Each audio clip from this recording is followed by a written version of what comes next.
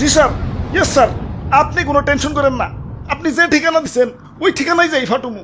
খালি কি ফাটুমু, এলাকা পুরো তছনছ করে ফেলাম। ঠিক আছে স্যার, যাই স্যার। অনেক দূর যাইতে হইব, গতিটা আরো বাড়িয়ে দিই। বাপরে, গতির ঠেলাই তো চোখে কিছু দেখতেছি না। চশমাটা পরে বই, কাগজ তুই গেল। হাই হাই, যে লোকেশনে যে আমার ফুটন লাগবো ওই ঠিকানাটা তো কাগজে লেখা ছিল। লোকেশনটা তো মুখস্থ করি নাই। কাম সারছে, কি করি এখন তো ব্যাগ গিয়ারও দিয়া পারো না। না, আমার তো কোনো না কোনো জায়গায় যে ফুটনই লাগবো। কি করি কই পুরি। ওই তো সবুজ শ্যামল একটা দেশ দেখা যাইতেছে।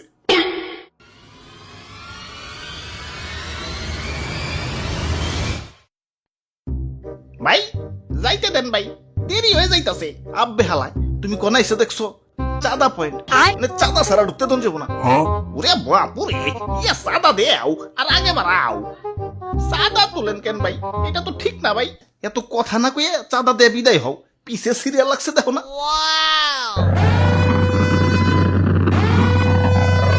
আরে আরে খারাও তো তাড়াহুড়া গেলা। ওই আমার পথ আটকেও না, আমার একটু সামনে গিয়া ফুটতে হইব। কিন্তু সামনে যাইতে হলে যে চাঁদা দেওয়া লাগবো। এই চাঁদা হবাই চাঁদা, এই রাস্তা দিয়ে যেই যাইব তারই চাঁদা দিতে হইব। দেন আপনার চাঁদা দাদা 150 টাকা। 150 টাকা? এই আমার কাছে কোনো টাকা নাই। টেকা না থাকলে তো যাইতে দেন যাবো না। ওই ইমার্জেন্সি ভাই, আমার একটু সামনে যাই ফুটন লাগবো, যাইতে দাও ভাই। না না, চাঁদা ছাড়া তো কোনোভাবেই যাবার দেন যাবো না। কাম সারছে রে, কোন দেশে বললাম? অন্য দেশে ঢুকতে গেলে তো এন্টি মিসাইল সিস্টেমের মুখোমুখি হইতে হয়, এনে তো চাঁদার মুখোমুখি অন লাগতাছে। ওরে বাপুরে, এইটাই আমাকে উন্নত প্রযুক্তির এন্টি মিসাইল সিস্টেম।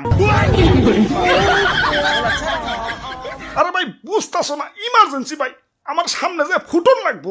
বিশ্বাস করো ভাই, আমি তোমাকে দেশে ঢুকতাম না ভাই। খালি যে টার্গেটে যে আমার ফুটন লাগবো ওই ঠিকানাটাই হারিয়ে ফেলাইছে। এখন এটাই আমার জীবন, লঞ্চ করার পর আমার ফুটনই লাগবো।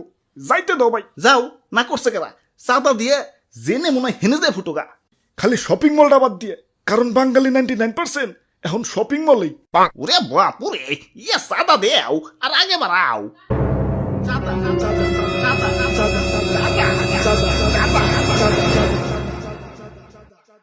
আরে ধর, এই তখন মানুষের বেলায় কোথাও শান্তি পাইতেছি না। একে তো আমার জায়গায় জায়গায় ফুটিয়া ফাটিয়া দুনিয়া জুড়ে একটা গ্যাঞ্জাম বাজিয়ে দিচ্ছে, তার উপরে তোরা চাঁদাবাজিতে রাস্তা আটকে বই রয়েছিস।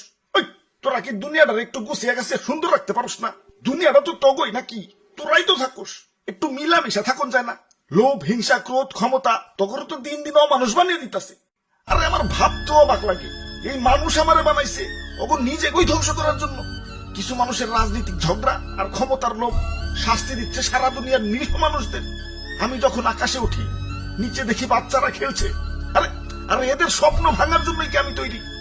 এই সুন্দর পৃথিবীটা তো শুধু রাজনীতিবিদদের জন্য না, এটা সবার। এখানে শান্তিতে বেঁচে থাকার অধিকার সবার। শান্তি বাদ দিয়ে অশান্তি জ্ঞান করস তোরা। তোরা মানুষ না, তোরা সবাই অমানুষ হয়ে গেছস। তোরা যদি মানুষই হইতি, মানুষ হয়ে মানুষ মারতে পারতি না। তোরা সেদিনই মানুষ হবি যেদিন আমাকে বানানো বাদ দিয়া পৃথিবীটাকে সুন্দর বানানোর চেষ্টা করবি। তোরা সেদিনই মানুষ হবি যেদিন আমাকে বানানো বাদ দিয়া নিজের ভাইদেরকে বুকে টেনে নিবি। আরে এত কথা কিসের? ইনি কি সিনেমা দেখতে বইছি? ভালোই চাঁদা দিয়ে যাও, চোখের সামনে থেকে সরো। জ্ঞান দিতে আইছে।